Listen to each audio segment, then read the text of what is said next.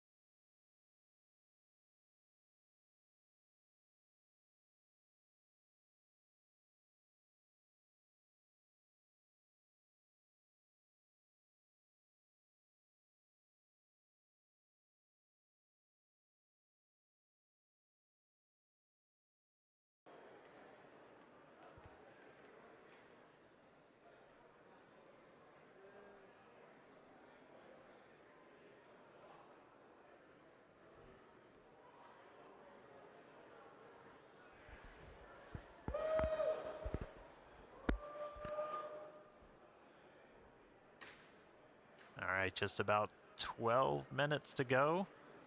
Still looking good. That gives a pretty good view of those aft flaps where, again, on the leading edge, I think it might be on the one on the other side, we had some tiles removed with no backups behind it.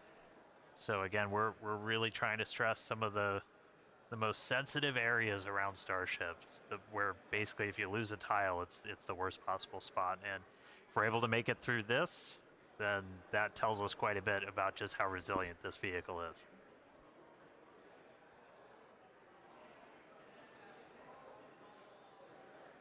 Yeah, and that shot we just had earlier was looking at what we call the business end of Starship with all the Raptor engines. And those are the engines that we're going to be expecting to light for that flip and landing burn, hopefully in about 10 minutes once we get through reentry. Yeah, there we go.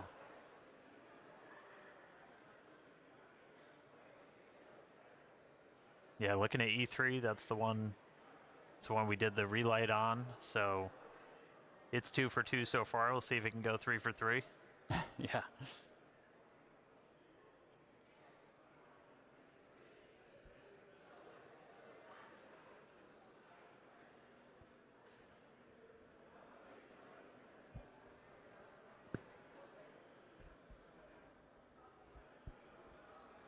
All right, we can see that speed just continue to bleed off under 20,000 kilometers an hour.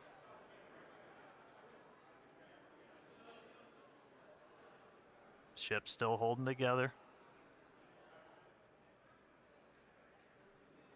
Yeah, and if you look in the bottom right, looks like we've made it all the way to the Indian Ocean. We're coming up kind of near Australia, the west side of Australia there, so pretty crazy. We're only 56 minutes in, and we've made it all the way, you know, halfway around the world.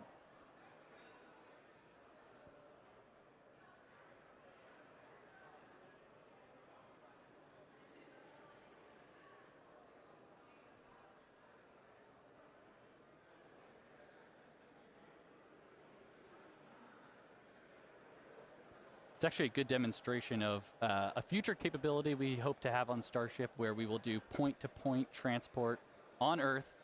So essentially travel anywhere in the world in about an hour or so, which is, you know, going to be pretty crazy. Imagine going from New York to Sydney in 1 hour instead of the 20 hours it takes currently.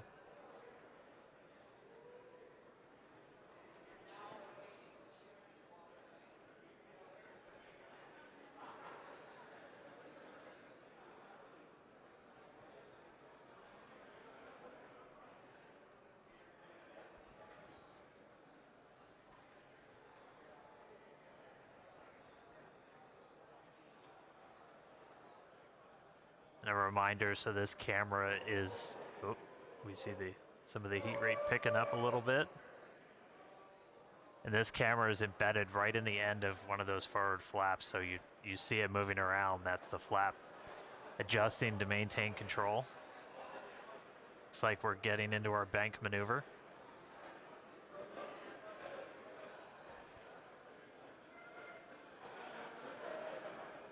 Now power sliding through the atmosphere. External temperatures are coming down.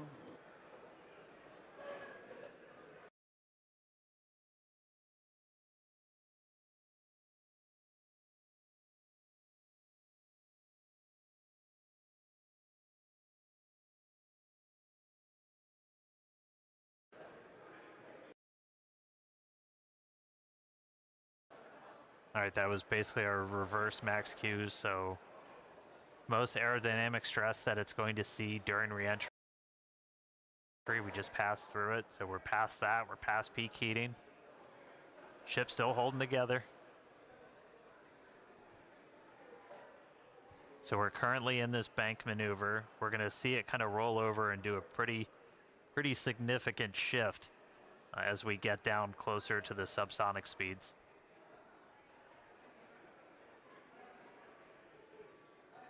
Yeah, and that bank maneuver that Dan's mentioning is all in part of us to learn about the guidance, navigation, and control for return to launch site missions.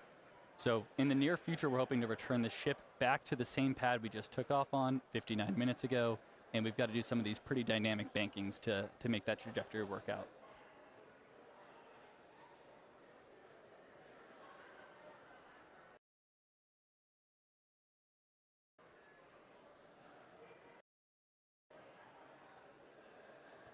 All right, the light show kind of calming down as we're starting to move into the lower parts of the atmosphere. We should hit transonic, so hitting that transition between moving faster than the speed of sound and below the speed of sound in just about 3.5 minutes. Our landing burn should happen right around an hour and 6 minutes after launch, so we should be just about 6 minutes away from that. You can see lots of daylight. Everybody cross your fingers, see if our range team was able to get out there and provide any surprise views as Starship makes its way down. Oh, it's like they heard me.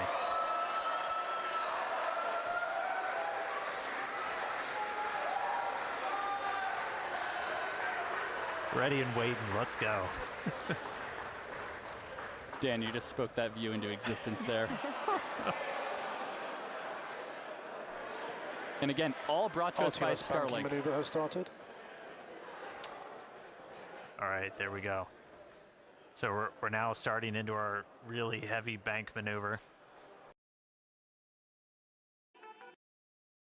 Get there, where it's this kind of big, long half-moon loop and then a really aggressive kind of twist right at the very end. And that would line us up with the launch tower. Starship, on a return to launch site, would fly over the tower, do a quick landing burn flip, and then come down for catching the arms.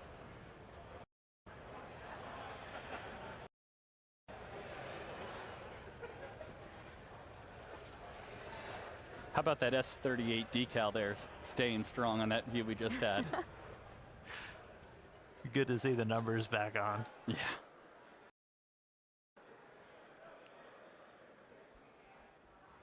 All right, should be hitting transonic in about 2.5 minutes. Landing flip coming up in about 4.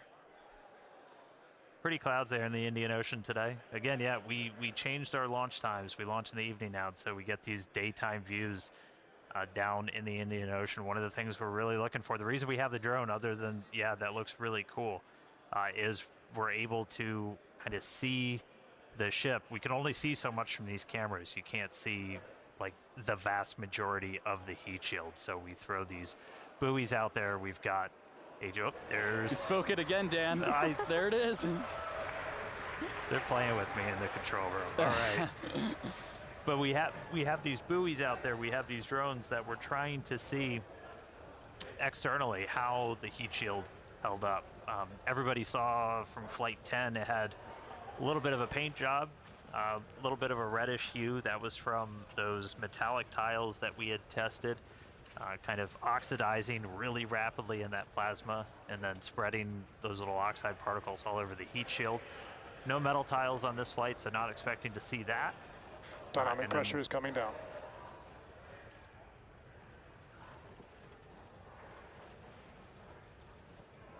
Hope nobody gets seasick. All right, coming up on transonic shortly. It's about 2.5 minutes of landing burn. Yeah, and once we get to around the 15-kilometer altitude mark, that's where we have a lot of flight history. Starship is transonic, starting the belly flop phase of flight. Yep, that belly flop phase that we perfected in the suborbital campaigns, we're entering that now.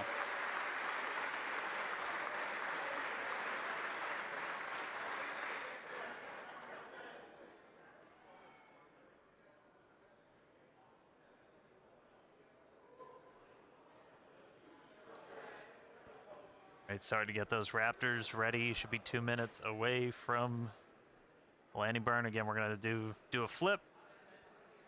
After we ignite those engines, we'll go from 3 down to 2 for the final phase of the landing burn and look for another soft splashdown, hopefully by our buoy and drone, which are hanging out, ready and waiting for a ship.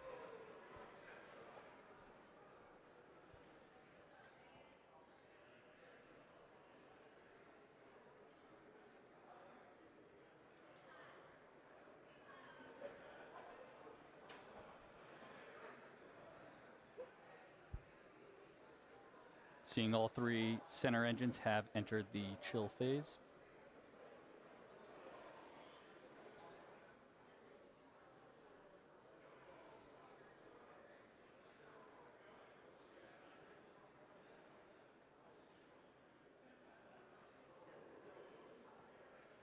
All right, less than a minute to go.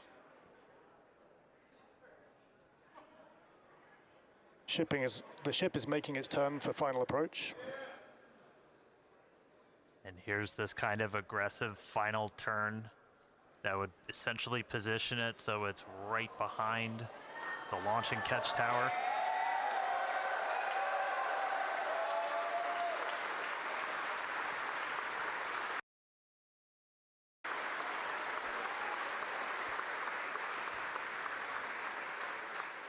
Flaps holding strong. Landing burn in just under 20 seconds.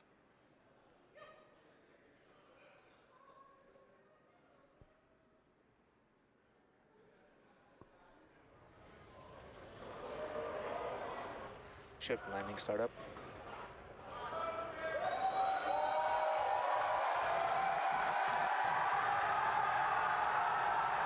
There's our landing burn.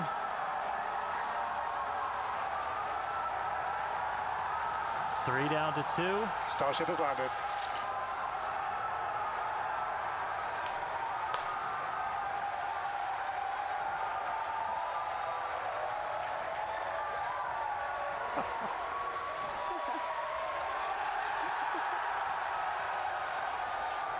As we said, we're not planning on recovering the ship today. Hey, welcome back to Earth, Starship.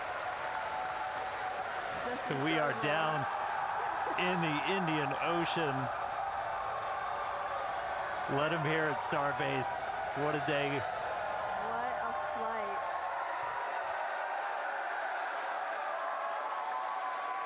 Oh. All right. Welcome back to Earthship. What a day. A whole lot more to go through. As you just saw, everybody here at Starbase pretty hyped. Hey, Tyler, out of Hawthorne, how's everybody holding up? Thank you, Dan. We had a fantastic time watching. It was another exciting Starship flight test in the books, and we hope that you enjoyed those Starlink views too. So congratulations to the team at Starbase and everyone here and around the company. So many employees contribute to the Starship program as we continue to iterate and make progress towards a multi-planetary future. So that wraps it up for us here in Hawthorne. Thank you for tuning in, and back to you guys. Yeah, what an incredible launch today. We had successful liftoff. Booster completed its objective, successfully splashed down over in the Gulf. Obviously, we saw another amazing Starlink deploy as well from ship. Yeah, we made it through that re-entry, testing all the different experience. We had missing tiles, gave us quite the light show. We had that Raptor relight, 3 for 3. That was ahead of re-entry, of course. And then that awesome splashdown that we just saw, including that dynamic banking maneuver to simulate RTLS when we return to the launch site. So yeah, we promised maximum excitement, and Starship delivered. Definitely. Congrats to all our teammates at SpaceX and to everyone who's supporting the Starship program. And thank you to all our future customers for your support. We'd also like to thank the fine people of Cameron County, including the residents of its newest city, Starbase, as well as the Coast Guard, the Federal Aviation Administration, the Government of Mexico, and the Australian Space Agency. Yeah, be sure to follow SpaceX on X for updates and about more of the exciting views we didn't get to feature on today's broadcast. And if you're interested in more launch coverage,